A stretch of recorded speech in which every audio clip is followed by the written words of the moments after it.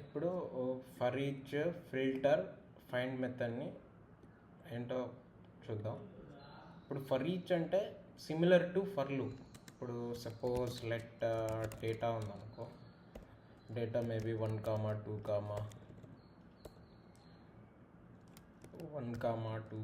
3, 4 ఉందనుకో. ఇప్పుడు ఈ డేటాని లూప్ చేయాలంటే, ఒక్కొక్క ఎలిమెంట్ని తీయాలంటే మనం ఏం చేస్తాం? For let I equal to 0, I less than data dot length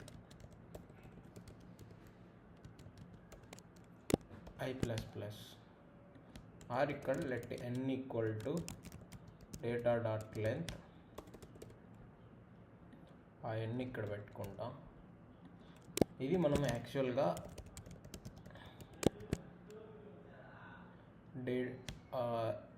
each element అంటే ఏమవుతుంది?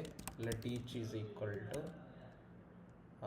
Data of I, okay, console of each. ఇది యాక్చువల్గా మనము ఒక్కొక్క ఎలిమెంట్ని రన్ చేయనీకి, ఒక్కొక్క ఎలిమెంట్ని యాక్సెస్ చేయనీకి అర్రే. ఇది అర్రే ఆఫ్ నెంబర్స్ అయి ఉండొచ్చు, మేబీ అర్రే ఆఫ్ ఆబ్జెక్ట్ అయి ఉండొచ్చు. Okay, like array of object అంటే సపోజ్ నేమ్ నాగా,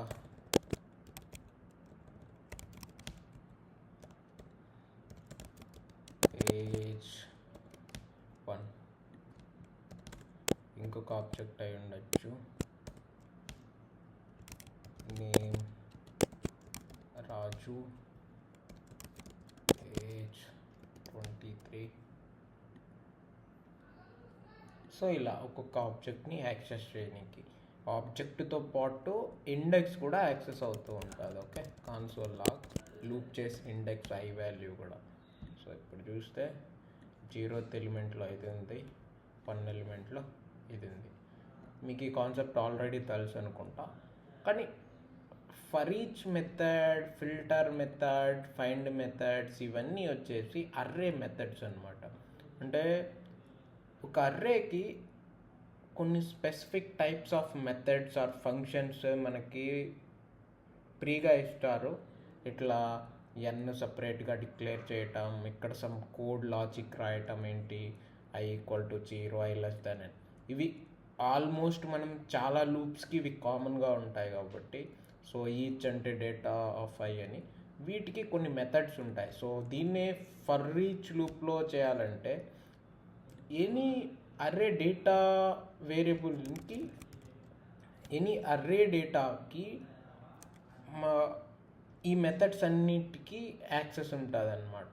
సో ఈ మెథడ్స్ అన్నీ ఆల్రెడీ జావా స్క్రిప్ట్లో ప్రీడిఫైన్డ్ అయి ఉంటాయి అర్రే డేటా టైప్కి. So data dot for each అని ఇవ్వగానే ఇక్కడ మనకి ఒక ఫంక్షన్ రిటర్న్ అవుతుంది అనమాట. One more function, arrow function మీరు ఆల్రెడీ చూసుంటే. సో ఈ ఫంక్షన్లో పారామీటర్స్ వచ్చేసి each element plus index. So ఇక్కడ ఈచ్ అంటే ఇది, ఇక్కడ మీరు ఏ వేరియబుల్ అయినా ఇవి ఇచ్చుకోవచ్చు. సపోజ్ ఇది స్టూడెంట్స్ డేటా అయితే ఇది స్టూడెంట్ అని ఇచ్చుకోవచ్చు, మీ ఇష్టం. ఆల్రెడీ మనం ఫంక్షన్స్లో మీకు ఆల్రెడీ తెలిసి ఉంటుంది, ఇది ఒక function. Okay, student dot for ఈచ్లో ఒక యారో ఫంక్షన్ కానీ ఒక ఫంక్షన్ విత్ సమ్ ఆర్గ్యుమెంట్స్ ఉంటాయి.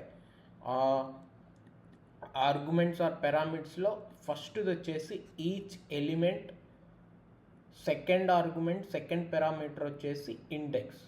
సో ఇక్కడ మీరు కన్సోల్ లాగ్ చేసి చూస్తే, కన్సోల్ డాట్ లాగ్ చూస్తే స్టూడెంట్ ఐ. సో ఈ ఫర్ లూప్ తీసేస్తున్నా ఇదంతా.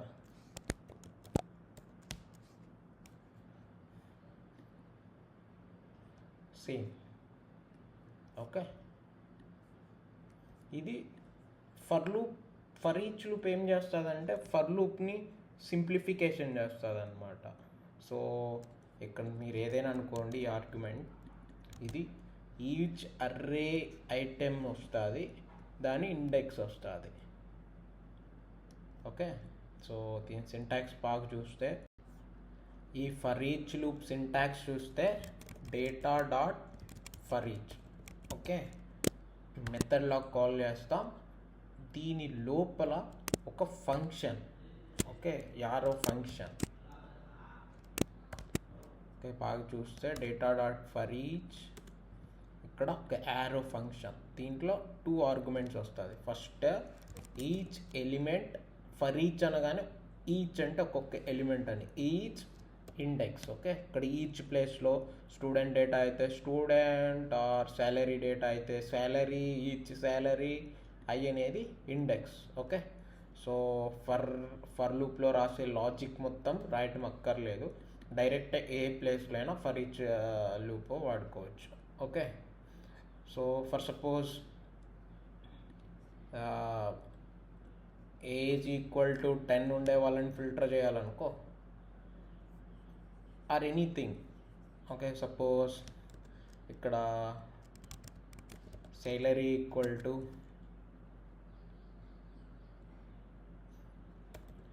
శాలరీ 1000 రూపీస్ అనుకో, శాలరీ 5000 అనుకో. సో ఈ శాలరీని ఇంక్రిమెంట్ చేయాలనుకుంటే ఇక్కడ ఒక న్యూ డేటాని డిక్లేర్ చేసుకోండి. Let updated is equal to empty array. ఇక్కడ మనకి ఎక్స్లో ఈచ్ శాలరీ ఉంటుంది కాబట్టి, సో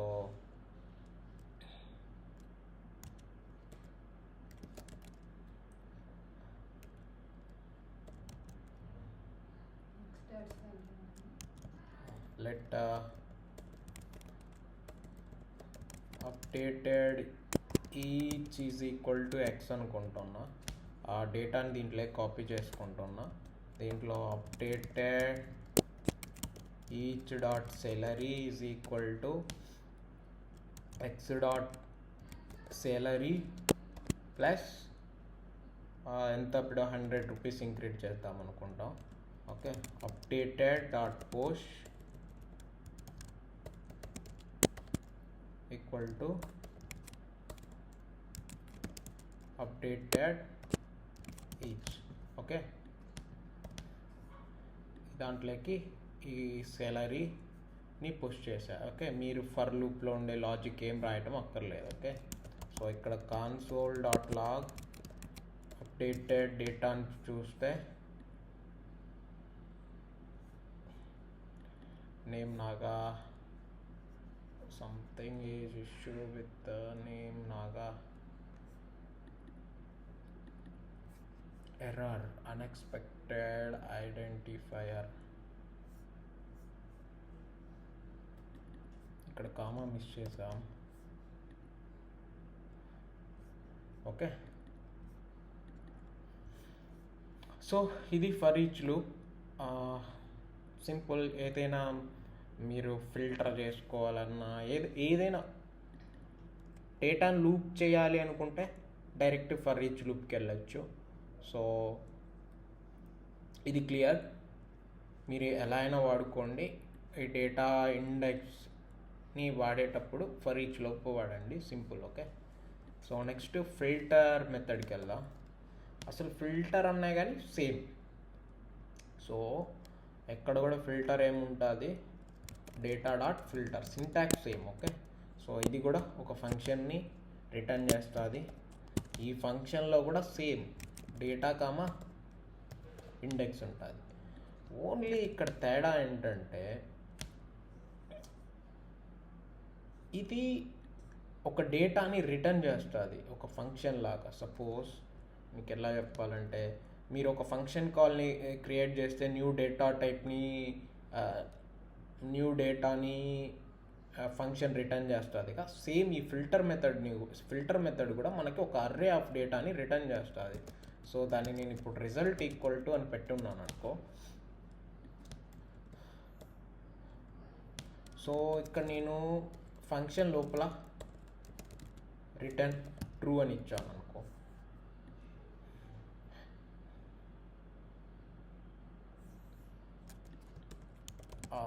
రిజల్ట్ని లాక్ చేసి చూద్దాం. సేమ్ ఈ డేటా మొత్తం వచ్చింది. ఇక్కడ రిటర్న్లో ఫాల్స్ ఇచ్చామనుకో, మనకి ఎంటీ అర్రే వస్తుంది. సో యాక్చువల్గా ఫిల్టర్ అంటానే ఇందులో ఉన్న కొన్ని ఎలిమెంట్స్ని రిమూవ్ చేసి మనకు కావాల్సిన ఎలిమెంట్స్ని బేస్డ్ ఆన్ కండిషన్లో చూపించడమే ఫిల్టర్ అంటారు. ఓకే, మీకు ఆల్రెడీ రీసెంట్ వీడియోస్లో ఫిల్టర్ ప్రాబ్లమ్స్ చేసి ఉంటాం. ఏంటి, filter the students or employees who salary is greater than 50,000 or something. So ఆ కండిషన్లో మీరు ఒక ఇఫ్ స్టేట్మెంట్లో ఒక కండిషన్ని రాసి ఉంటారు. ఏంటి, salary greater than 1000 or something. Okay, ఆ ఇఫ్ కండిషన్లో ఉండే మీ కండిషన్ ట్రూ కానీ ఫాల్స్ కానీ అవుతుందిగా. అలా ఇక్కడ మీరు స్పెసిఫిక్ కండిషన్లో రిటర్న్ ట్రూ చేస్తే ఆ డేటా మాత్రమే ఈ రిజల్ట్లో ఉంటుంది. సపోజ్ ఇక్కడ data dot age equal to 23 అని ఇచ్చాను అనుకో. సో ఇక్కడ ఏంటి, each data age equal to 23 అయినప్పుడు మాత్రమే ఇది ట్రూ అవుతుంది. రిమైనింగ్ ఆల్ కేసెస్లో ఫాల్స్ అవుతుంది. అంటే సెకండ్ లూప్లో ఏజ్ 23 అయినప్పుడు మాత్రమే ఇది రిటర్న్ ట్రూ చేస్తుంది. రిమైనింగ్ ఆల్ కేసెస్లో ఫాల్స్ రిటర్న్ చేస్తుంది. సో రిజల్ట్లో ఆటోమేటిక్గా ఓన్లీ దిస్ డేటా మాత్రమే ఉంటుంది. ఓకే, సో ఇది ఫిల్టర్ మెథడ్. ఓకే, ఇది మీరు ఎన్ని రకాలుగా ఏం రాయొచ్చు. Suppose age greater than or something. Okay, మీకు ఈ కండిషన్ ఆల్రెడీ తెలిసి ఉంటుంది. మనం ఇఫ్ బ్లాక్లో కూడా పెట్టుకుంటాము, ఎందుకంటే ఇఫ్ కండిషన్ బ్లాక్లో కూడా ఇది ట్రూ ఫాల్స్ని రిటర్న్ చేస్తుంది కాబట్టి. సో ఫిల్టర్ మెథడ్ అనేది కొన్ని ఎలిమెంట్స్ని రిమూవ్ చేస్తే బేస్డ్ ఆన్ కండిషన్లో అలాంటి మెథడ్ ఆర్ అలాంటి సినారియో ఆర్ అలాంటి యూస్ కేస్ వచ్చినప్పుడు మాత్రమే వీటిని వాడతాం. ఓకే, సో ఇప్పుడు మనకు ఫర్ లూప్కి సింప్లిఫికేషన్స్ దొరికాయి. ఏంటి, మనం జస్ట్ నార్మల్ లూప్ చేయాలంటే ఫర్ ఈచ్ లూప్కి వెళ్ళిపోవచ్చు. ఏదైనా డేటాని ఫిల్టర్ చేయాలంటే ఫిల్టర్ లూప్లోకి వెళ్ళచ్చు. ఓకే, సో నెక్స్ట్ ఏంటంటే ఒక్క ఎలిమెంట్నే, లైక్ ఫిల్టర్ అనేది ఏంటి, మోర్ దెన్ వన్ ఎలిమెంట్ని, లైక్ ఏజ్ కన్నా ఎక్కువ ఉన్న వాళ్ళని, ఐ మీన్ 10,000 కన్నా ఎక్కువ శాలరీ ఉండేవాళ్ళు, అంటే ఒకరు ఉండొచ్చు, చాలామంది ఉండొచ్చు. ఫైండ్ అంటే ఓన్లీ వన్, ఒక్కరిని ఫైండ్ చేయటం అనమాట. ఉన్నారా లేరా, ఉంటే ఎవరు అనే దాన్ని ఫైండ్ అంటారు. ఓకే, సో ఇక్కడ సేమ్ మీరు చూస్తే ఇక్కడ జస్ట్ ఫైండ్ అని పెట్టాలి. సో సపోజ్ 23 ఇక్కడ ఉన్న వాళ్ళు ఉన్నారా లేదా, ఇది కూడా సేమ్. ఏ కండిషన్లో ట్రూ అయితే ఆ ఎలిమెంట్ మాత్రమే ఉంటుంది. సో హియర్ ఇక్కడ ఒక ప్రాబ్లం ఏంటంటే, ఇప్పుడు ఏజ్ 10 ఉందనుకో, 10 ఉండే వాళ్ళు ఉన్నారా లేరా అంటే లాస్ట్ ఎవరికి 10 ఉంటే వాళ్ళని చూపిస్తుంది అనమాట. ఒకవేళ మల్టిపుల్ డేటా ఉంటే, సింగిల్ డేటా ఉంటే ప్రాబ్లం లేదు, అది వచ్చేస్తుంది. ఓకే, చూడు ఏజ్ 23 ఉన్నవాళ్ళు. సపోజ్ ఇప్పుడు నేను గ్రేటర్ దెన్ 5 అని ఇచ్చాను అనుకో, 5 కన్నా ఎక్కువ ఉన్నవాళ్ళు. ఇప్పుడు ఈ ఇద్దరు 5 కన్నా ఎక్కువ ఉన్నవాళ్ళే, కాకపోతే లాస్ట్ ఎలిమెంట్ వస్తుంది. ఎందుకంటే ఫైండ్ అనేది ఒక్క ఎలిమెంట్ని మాత్రమే రిటర్న్ చేస్తుంది, నాట్ అర్రే. ఫిల్టర్ అనేది అర్రే ఆఫ్ ఎలిమెంట్స్ని రిటర్న్ చేస్తుంది. ఫర్ ఈచ్ అనేది ఏది రిటర్న్ చేయదు, జస్ట్ ఫర్ లూప్ లెక్క. ఓకే,